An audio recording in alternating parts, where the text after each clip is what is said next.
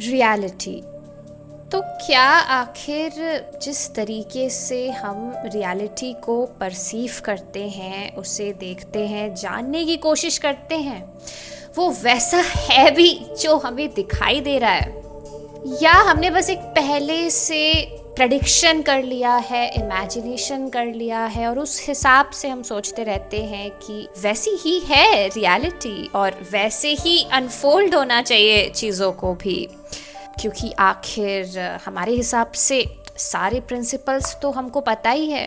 और बात मैं बस यहाँ पे हमारे आम जिंदगी की या फिलोसॉफिकल कॉन्सेप्ट्स की नहीं कर रही। अगर हम साइंस को भी ले, क्लासिकल साइंस को भी अगर हम कंसिडर करें, तो हमें तो यही लगता है ना कि भाई साइंस ने तो सारे जवाब दे ही दिए हैं, ऐसी ही तो है रियलिटी।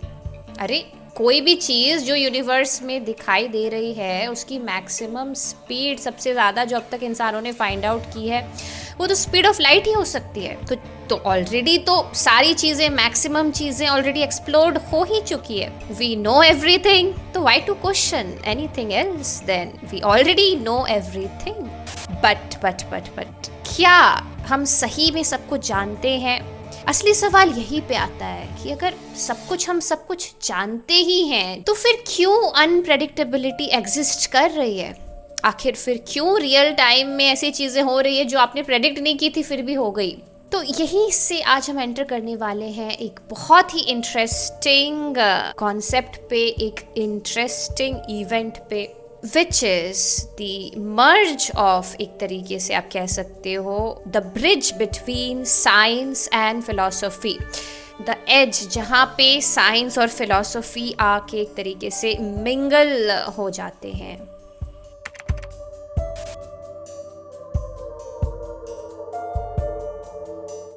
शायद क्लासिकल फिजिक्स में ऐसी बहुत सारी चीज़ें थी जो पूरी तरीके से इस अनप्रेडिक्टेबिलिटी ऑफ इवेंट्स को डिस्क्राइब नहीं कर पाई। कैसे हो सकता है ये कि जब कोई एक्सपेरिमेंट किया जा रहा है, तो सेम एक्सपेरिमेंट एक ही टाइम पे multiple type of results show कर रहा है, एक से ज़्यादा टाइप ऑफ रिजल्ट्स शो कर रहा है, जिसका आप एक बहुत बड़ा एग्जाम्पल देख सकते हैं श्रोडिंगर्स कैट एक्सपेरिमेंट में भी। अगर आप इस पूरे एक्सपेरिमेंट को एनालाइज करें, तो आप देख पाएंगे कि यहाँ पे जो कैट है वो एक ही टाइम पे मल्टीपल रिजल्ट्स शो कर रही है। उसे वैसे तो एक बॉक्स के अंदर रखा गया है, जहाँ पे दो पॉसिबिलिटीज़ है कि या तो वो जिंदा भी रह सकती है या तो वो मर भी सकती है। एक तरीके से अंदर एक पॉइजनस रिएक्टर छोड़ दिया गया है और उसे बंद कर दिया गया है। तो clearly there are two possibilities कि वो मर भी सकती है और जिंदा भी रह सकती है। वैसे तो ये एक बहुत ही बेसिक सा एक्सपेरिमेंट है जो किया गया था। क्लासिकल फिजिक्स को ये नहीं पता था कि भाई ये जो छोटा सा एक्सपेरिमेंट है, ये न जाने कौन से दरवाजे सामने खोल देगा। तो शायद वही वो रीज़न था जिस वजह से जो क्लासिकल फिज़िक्स है वो फाइनली आके मॉडर्न फिज़िक्स के दरवाजे पे मुड़ गया, जहाँ पे अनप्रेडिक्टेबिलिटी एक बहुत ही बड़ा क्वेश्चन बन के रह गई कि अगर ये पॉसिबल हो सकता है कि भाई एक ही टाइम पे एक ही एक्सपेरिमेंट मल्टीपल रिजल्ट शो कर सकता है, तो इसका मतलब may be classical physics is not enough and maybe now we need something else to investigate this further कि भाई ये ऐसे कैसे हो रहा है। और तभी जब आप मॉडर्न साइंस में थोड़ा सा आगे बढ़ेंगे और डीप डाइव करेंगे एक कॉन्सेप्ट पे, तब आपको पता चलेगा कि भाई क्यों क्लासिकल फिजिक्स फेल हो रहा था बार बार जब भी बात आ रही थी अनप्रेडिक्टेबिलिटी की या मल्टीपल इवेंट्स की। चाहे भले आप श्रोडिंगर्स कैट को ले लीजिए या डबल स्लिट एक्सपेरिमेंट को ले लीजिए, वहां पे भी यही देखने को मिल रहा था बार बार कि एट द सेम टाइम ऐसा कैसे हो सकता है कि भाई एक जो पार्टिकल है वो कभी वेव नेचर शो कर रहा है और कभी पार्टिकल नेचर शो कर रहा है। तो ऐसे में उसे पार्टिकल कहें या वेव कहें, ऐसा कैसे हो सकता है कि एक ही चीज एक ही टाइम पे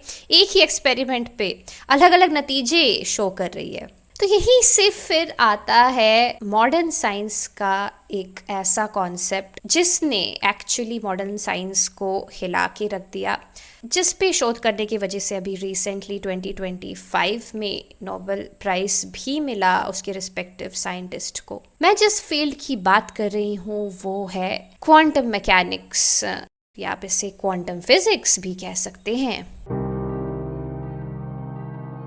अब अगर हम बात करें क्वांटम वर्ल्ड की, क्वांटम फिजिक्स की, तो यहाँ पे चीज़ें बिल्कुल भी वैसे नहीं चलती जैसे कि क्लासिकल फिजिक्स पे चलती है। यहाँ पे चीज़ों ने कम्प्लीटली एक डिफरेंट, आप कह सकते हो एक अनप्रेडिक्टिव एंगल ही ले लिया है। कोई भी इवेंट या कोई भी रियलिटी जो आप जैसे एनालाइज करते हैं क्वांटम वर्ल्ड में, वो बिल्कुल भी वैसा नहीं होता है, क्योंकि यहाँ पे कोई भी चीज़ अपने अलग अलग नतीजे शो कर सकती है। अगर आप बेसिक प्रिंसिपल ही देखें क्वांटम मैकेनिक्स का, क्वांटम फिजिक्स का, तो वो यही है कि एट द सेम टाइम कोई भी चीज़ मल्टीपल स्टेट्स में एक साथ एग्जिस्ट कर सकती है। जैसे कि जो उसका सबसे फेमस कॉन्सेप्ट है, one of the famous concept है सुपरपोजिशन, वो यही कहता है अनलेस एंड अनटिल उसका जो वेव फंक्शन है उसे कोलैप्स कर दिया जाए और एक ऑब्जर्वर को बीच में ला दिया जाए। अगर हम क्लासिकल फिजिक्स में देखें तो चीज़ें ऐसी बिल्कुल भी नहीं चलती है। वहाँ पे किसी भी एक्सपेरिमेंट का या किसी भी रियलिटी का या किसी भी चीज़ का एक डेफिनेटिव नतीजा ही हो सकता है। लेकिन वही अगर हम देखें क्वांटम मैकेनिक्स में, क्वांटम वर्ल्ड में, तो ऐसा बिल्कुल भी नहीं है। यहाँ पे चाहे इलेक्ट्रॉन, प्रोटॉन, न्यूट्रॉन ही क्यों ना हो, वो भी साइमल्टेनियसली एक साथ ब्लेंड करके अलग अलग स्टेट्स में एग्जिस्ट कर सकते हैं।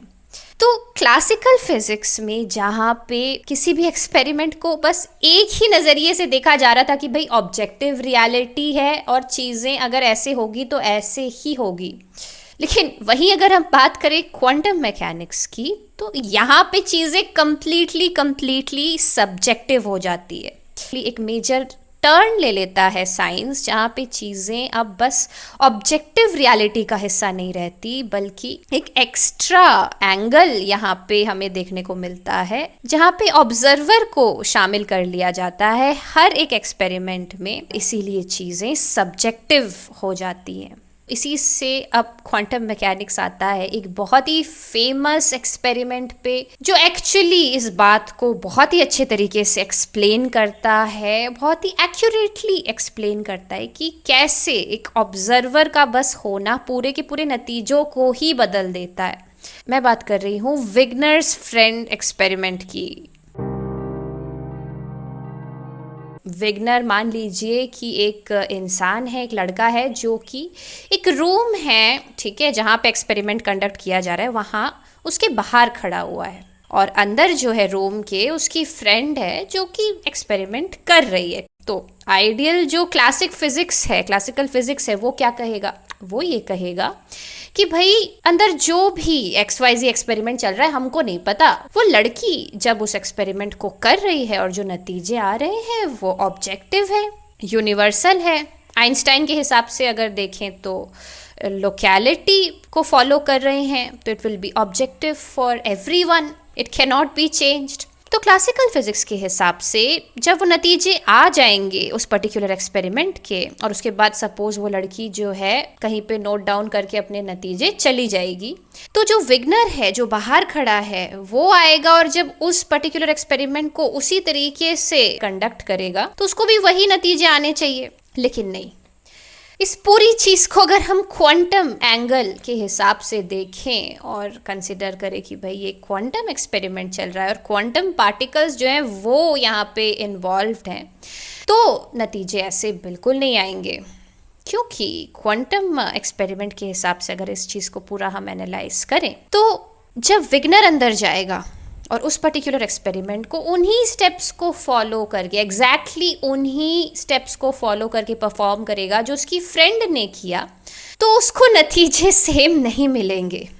क्योंकि ऑब्जर्वर चेंज हो गया, उसकी फ्रेंड की जगह अब ऑब्जर्वर विग्नर हो गया, तो ऐसे बिल्कुल हो सकता है क्वांटम एक्सपेरिमेंट में कि जो नतीजे हैं वो विग्नर के लिए अलग आ रहे हैं और उसकी फ्रेंड के लिए अलग आ रहे हैं, क्योंकि यहाँ पे जो ऑब्जर्वर है वो अलग हो जा रहा है और जो पार्टिकल्स इन्वॉल्व हैं, जो क्वांटम पार्टिकल्स इन्वॉल्व हैं, वो कहीं से भी इंडिपेंडेंट ऑफ द ऑब्जर्वर नहीं बिहेव करते।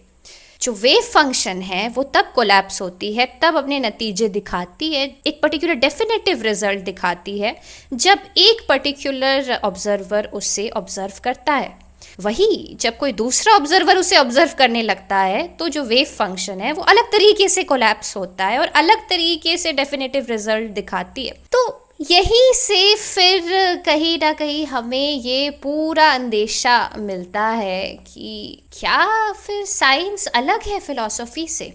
आखिर जो बातें स्क्रिप्चर्स कहीं ना कहीं कहना चाह रहे थे अपने कुछ दोहों के थ्रू, दोहों के माध्यम से, या कुछ फिलोसोफर्स कह के गए हैं अपने थ्योरीज के थ्रू, ये उससे क्यों सिमिलर लग रहा है? ऐसा क्यों हो रहा है कि साइंस जैसे जैसे गहरा होते जा रहा है, जैसे जैसे क्लासिकल फिजिक्स से मॉडर्न फिजिक्स और अब क्वांटम फिजिक्स में एंटर करते जा रहा है, तो चीज़ें ऑब्जेक्टिव से सब्जेक्टिव होती जा रही हैं। वेदांत टू बी वेरी स्पेसिफिक जिस भाषा में बात करता है कि वो आपको आपकी यूनिवर्स के सेंटर में रखता है और जो भी चीज़ें आपके साथ होती है उसे आपकी चॉइस बताता है, आपको बीच में रखता है और कहता है कि भाई आपका चुनाव है। तो क्यों ऐसे हो रहा है आखिर कि भाई अब चीज़ें जो है मिंगल होके फिलॉसफी से थोड़ी बहुत मेल खा रही है? तो बात फिर यहीं पे आ जाती है कि क्या फिर ऐसा हो रहा है कि भाई फिलॉसफी जो कहना चाहती है और जो साइंस कहना चाहता है वो अलग है ही नहीं, वो कंबाइन हो रहे हैं, कोलाइड हो रहे हैं, मर्ज हो रहे हैं? तो इसका जवाब है यस, हाँ, साइंस और फिलॉसफी यहाँ पे बिल्कुल सेम बात ही कहना चाह रही है, चाहे रेशनल लोगों को मिर्ची लगे चाहे नहीं लगे। लेकिन अब भाई जो फैक्ट है वो फैक्ट है। अब अगर रेशनैलिटी को फैक्ट से प्रॉब्लम है तो अब क्या कर सकते हैं? ऐसा नहीं हो सकता कि भाई जो यूनिवर्स है, प्रकृति है, रियलिटी है, वो अगर एक तरीके से काम कर रही है तो एक पर्टिकुलर फील्ड के लोग उसे जिस तरीके से एनालाइज करेंगे और उसमें डीप डीप घुसते जाएंगे तो उसके एंड में वो जिस तरीके से नतीजे दिखाएगी वो कहीं से भी अलग होंगे किसी दूसरे सेट ऑफ पीपल से जो उसी रियलिटी को एक अलग तरीके से इन्वेस्टिगेट कर रहे हैं। चाहे साइंटिस्ट हो या चाहे फिलोसोफर हो, इन्वेस्टिगेट तो वो रियलिटी को ही कर रहे हैं ना। हाँ, बस डिफरेंस ये है कि अगर हम स्पिरिचुअल फिलोसोफर को यहाँ पे देखें जो स्पिरिचुअलिटी से भी एसोसिएटेड है, तो वो बस बाहर की चीजें कैसे काम कर रही हैं वो नहीं देखेगा, वो ये भी देखेगा कि भाई ये जब चीजें अनफोल्ड हो रही है तो उसका मुझ पे क्या असर पड़ रहा है। तो कहीं ऐसा तो नहीं कि बात यहाँ पे ऑब्जेक्टिविटी की है ही नहीं, बल्कि the complete unfolding of things, events जो भी हमें नेकेड आई से विजिबल है वो हमें दिखाई ही इसीलिए दे रहे हैं, उस तरीके से परसीवेबल भी इसीलिए ही है शायद क्योंकि हम उसे परसीव कर रहे हैं, because we are at the centre of those events. तो जैसे जैसे इसीलिए साइंस भी आगे बढ़ा, वो भी अब शायद उस डोरवे पे पहुंच गया है जब बात बस अब अलग अलग ऑब्जेक्टिविटी पे सीमित नहीं रह गई है, लेकिन फोकस करिए इस चीज़ पे कि भैया ठीक है ये सब दिखाई दे रहा है, पूरा एक्सपेरिमेंट जो है तुम कंडक्ट करा रहे हो, पर किसको दिखाई दे रहा है ये भी तो देखना पड़ेगा ना। वो नतीजा जिसके लिए है, क्या पता उसी को वो अलग तरीके से दिखाई दे रहा हो और उसके बगल वाले को अलग तरीके से दिखाई दे रहा हो। और शायद फिलॉसफी भी एंशिएंट स्क्रिप्चर्स के थ्रू यही बात तो बार बार कहना चाह रही थी कि भाई जो ईगो है, अहम है, वही है केंद्र में। अगर आप वेदांत फिलॉसफी को देखोगे तो वो भी बार बार आपकी तरफ इशारा करती है कि भाई ये जो पर्सन है जिसके लिए है सब कुछ, वो कौन है, वो क्या कर रहा है, वो किस तरीके से चुनाव कर रहा है, और उसका फिर जो भी नतीजा आएगा वो उसके लिए होगा। तो हो सकता है कि कोई चीज़ हो, कोई घटना हो, कोई एक्शन हो, वो किसी और के लिए अलग तरीके से काम कर रही है क्योंकि वो उसे उस तरीके से परसीव कर रहा है, लेकिन ज़रूरी नहीं है कि वो सेम चीज़ जो है वो पर्टिकुलर एक एसेंस या रस दे रही है किसी दूसरे पर्सन को तो वो सबके लिए सेम तरीके से ही एप्लीकेबल हो। नहीं, कंप्लीटली आपका खुद का एफर्ट होगा कि आपने, उस पर्सन ने कैसे उस चीज़ को परसीव किया और फिर उसे उस तरीके से चीज़ें असर करेंगी। ये कहीं से भी ऑब्जेक्टिव मामला है ही नहीं। तो यहीं से फिर हम आते हैं हमारे वीडियो के लास्ट पार्ट पे, which is rationality versus unpredictability. बात ये नहीं है कि भाई फिलॉसफी वालों को रेशनैलिटी वालों से कोई दिक्कत है इसीलिए वो उन्हें जो है बार बार पॉइंट आउट कर रहे हैं, या जो रिलीजियस माइंड है उनको रेशनल माइंड से कुछ दिक्कत है इसीलिए वो पॉइंट आउट कर रहे हैं। नहीं नहीं, बात यहाँ पे प्योर फैक्ट्स की हो रही है, बात यहाँ पे सच्चाई की हो रही है, जो रियलिटी आपको दिखा रही है नतीजे उसकी हो रही है। आखिर स्केप्टिसिज्म यहाँ पे क्यों नहीं दिखाया जा रहा कि भाई आप जो भी मान बैठे हो आपके हिसाब से वही सही होना चाहिए। यहाँ पे क्यों स्केप्टिसिज्म नहीं दिखाया जा रहा है कि ठीक है मैं रेशनल हूँ और मेरी जो चीज़ें हैं मैं उसे एक तरीके से परसीव करता हूँ, मैंने एक्सपेरिमेंट्स किए हैं, मैंने नतीजे निकाले हैं, नोट डाउन किया है और एक ऑब्जेक्टिव यूनिवर्स को एनालाइज किया और मुझे पता है ये इसी तरीके से काम करता है, जहाँ पे एम्पेरिकल डेटा एक पर्टिकुलर चीज़ को प्रूफ करता है और वो ऑब्जेक्टिव ही हो सकता है। ठीक है, आप बहुत अच्छा है, आप स्केप्टिक हो रहे हो, लेकिन फिर आप इसी चीज को लेके स्केप्टिक क्यों नहीं हो रहे हो कि भाई ये सारे डेटा का जो ऑब्जर्वर है वो तो आप ही है ना, आप सब्जेक्टिव ऑब्जर्वर हैं। तो दिक्कत यही है रेशनैलिटी की कि बहुत अच्छा है वो, लेकिन शायद क्लासिकल फिजिक्स की तरह ही वो भी लिमिटेड है। लिमिटेड चीज़ों की अपनी बहुत खासियत होती है, उपयोग होता है, वो बहुत अच्छी बात है, लेकिन उसका मतलब ये नहीं कि हम उसे फैक्ट मान लें। क्वेश्चन करना तो ज़रूरी है। अगर एक क्यूरियस माइंड होगा, क्वेश्चनिंग माइंड होगा, सही में स्केप्टिकल माइंड होगा, तो वो फर्दर क्वेश्चन करेगा कि अरे ये सारी चीजें अगर तुम्हें दिखाई दे रही हैं, तुम्हारे लिए फैक्ट है, तुम्हारे लिए सच्चाई है, तो तुम खुद को ही क्वेश्चन क्यों नहीं कर रहे हो कि भाई जो देखने वाला है क्या पता वो ही गलत हो, या वो अगर बदल जाए तो उसके नतीजे भी बदल जाएं। तो ये वो पॉइंट आ जाता है जहाँ पे फिलॉसफी रेशनैलिटी से थोड़ी ही नहीं बहुत ज़्यादा कॉन्ट्रडिक्ट करने लगती है, जहाँ पे फिलॉसफी एंटर कर रही है इसी सब्जेक्टिविटी पे और वो देख रही है इस पर्टिकुलर ऑब्जर्वर को जो ये सारी चीज़ें ऑब्जर्व कर रहा है, आखिर जिसकी आइडेंटिटी ही पल पल बदल रही है, हर रियल टाइम में चेंज हो रही है, उसके लिए तो नतीजे, कॉन्सिक्वेंसेज और उसके असर भी बदलते ही रहेंगे ना। ये एक अच्छी बात भी है, क्योंकि अगर बदलते रहेंगे तो इसका मतलब वो जो चॉइस है चीज़ों को कांस्टेंट ना रखने का बल्कि बेटरमेंट के लिए बदलने का, वो भी फिर है आप ही के हाथ में।